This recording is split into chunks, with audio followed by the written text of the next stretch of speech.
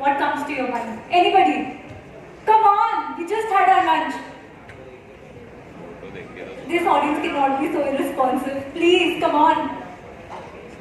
Okay, when I think of inspire, what comes to my mind is encouragement. If I think a bit more, then maybe Apple's premium reseller, Inspire stores. Bin Laden for the moment, or maybe Osama bin Laden for the moment.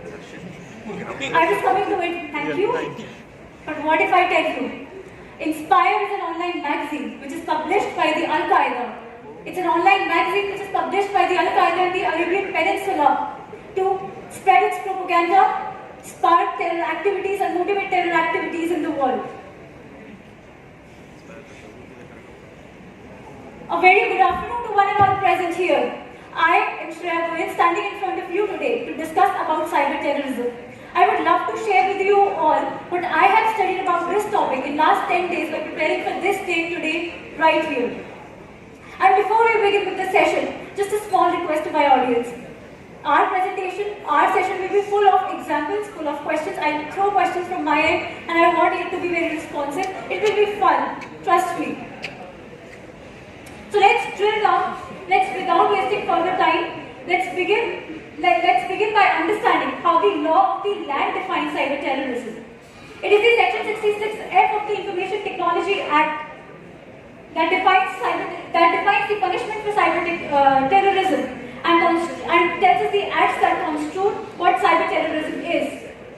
So the Act says, whoever intends to threaten the unity of India, whoever intends to threaten the integrity of India, whoever intends to threaten the security of India, whoever intends to threaten the sovereignty of India, whoever intends to threaten the strike in the people, whoever intends to strike terror in the section of people. But when I say all this, what I think is whether all the actions which fall under the scope of these 6 basic points that we just discussed, that is the integrity, unity, security, sovereignty, striking terror in people, striking terror in the section of the people, will all acts come under cyber terrorism? No. For the basic understanding, while I was preparing for this topic, this day, this session right here, so I divided this section into 3 broad categories. First, the intent that we just discussed, then the methods that we will discuss, and then the consequences. And when I mix these intent, means and consequences, the act will amount to cyber terrorism. Let's move ahead. So the first means is the denial of access of a computer resource to an authorized person. Now let's take an example. So an imaginary person, Mr. Harish, is here. Now he is highly suspected of having the highly sensitive information regarding the use of finances to motivate terror activities in the country. Now when interrogated by the investigating officer, he denies access. He says, "मैं अपने laptop का password नहीं दूंगा." What do you think? Will this tantamount to cyber terrorism? Come on. I already said, yaar. Come on. The session is full of interaction. I want a response from the audience. Come on. Will this act amount to cyber terrorism? No. It will, because there is an intent. He intends to strike terror in the people. He is using the means. He is denying the access of his authorized resource. Sorry? But I already said here that he has information, he is highly suspected that he has information of using the finances for striking the terror activities in the country. You missed the intent there. It's okay. We have another example. So another means when I go to, so by another means that is access a computer resource without authorization. Now let's take an example. So Mr. Ritik and Miss Susan. Now both of them work in the Intelligence Bureau, and so Miss Susan happens to be the supervisor of Mr. Ritik. And on this one day, as we can see in the image, Miss Susan is not at her desk. Now Mr. Ritik thinks that, let's access the records, let's check something. Now will this act tantamount to cyber terrorism? Yes. No, how do we know his intent? How do we know his intent? There is a question mark on his intent.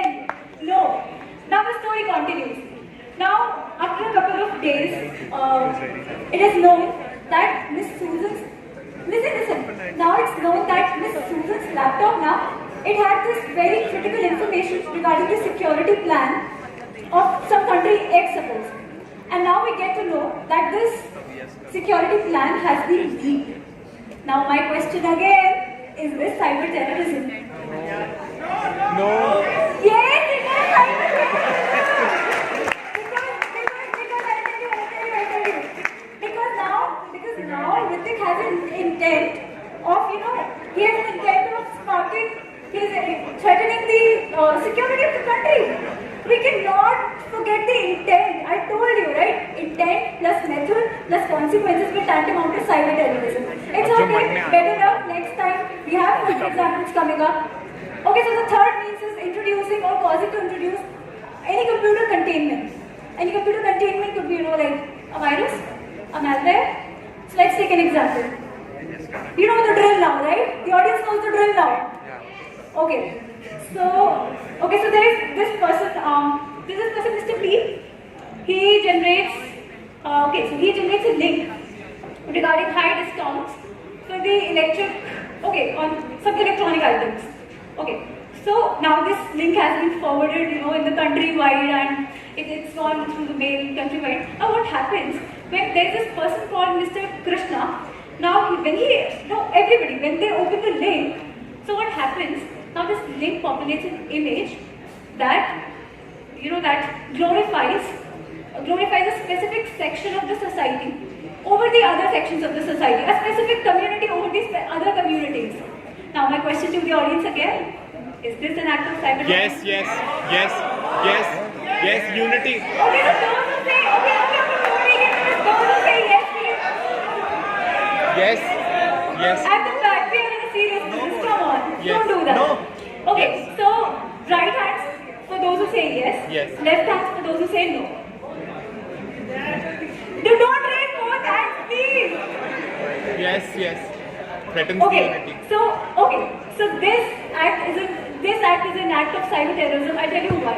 Unity. Because Mr. P had clear intentions of, let's go back and check. Unity. Yes. Who said it? Sorry. Crazy. Yes.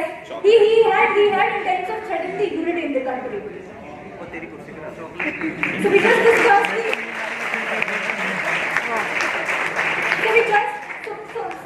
discussed the intent. We are done with the methods, and now it's the consequences. Because we just discussed situation 1, the condition 1, the condition 2 we have discussed, and now when this condition 3, third will be met, that is when we will call any act as the act of cyber terrorism. I'm sorry I'm over with the pointer. It's always manageable, we can always learn. Okay, so it says that and due to any act. So now I repeat the law with you, okay? So whoever intends to threaten the unity, integrity, security, sovereignty of India and intends to strike terror in the people or strike terror in any section of the people by, now we are coming to the 3 means that we discussed. Denial of access, accessing a computer resource without authorization, introducing or causing to introduce any computer containment, and the consequences now. Due to such conduct, there can be deaths, the injuries to persons and damage to the properties, or knowing that imagine thinking of the lawmaker. He said even if you know that this act might cause damage or disruption to the supplies and services which are essential to the community, then also your act will be called cyber terrorism. Imagine the gravity. It says knowing that it is likely to cause. अगर आपको पता है कि शायद इस act से ये हो सकता है कि जो सप्लाईज है, सर्विसेज है, वो डिस्ट्रप्ट हो जाए, which are essential to the life of the community, तो भी आपने साइबर टेररिज्म किया है. And you know that misuse of that data can lead to injury to the interest of sovereignty of India, the security of the country, the friendly. Okay, I leave it for you all to decide and judge. But in my personal opinion, we began a discussion with the intention.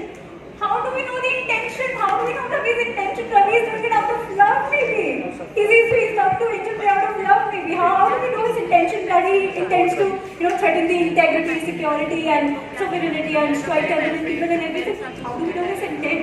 So our conversation, our discussion, again, you know, we started with intent and we're ending it with the intent.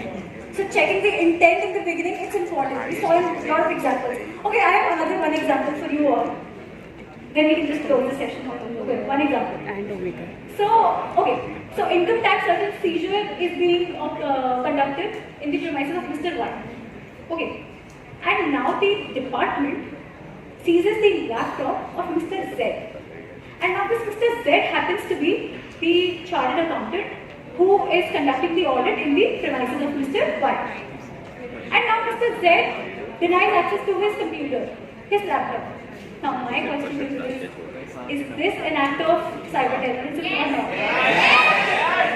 No. Yes or no? No! Because there is no intent. How are we going to intend? There is no intent. There is no intent to threaten the integrity, unity and security of India and all that to discuss. And one more thing to question here. And one more thing.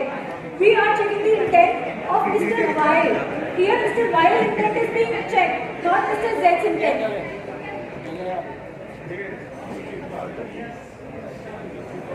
So, all I want to conclude is that there can be situations where we cannot decide if it's the act of cyber terrorism or not. I would love to, if anybody of you comes across any situation, any circumstances, I would love to read about it on my email. I would love to discuss it with you in person on my email. At last, but not least, I would also like to tell you right now. For giving me an opportunity.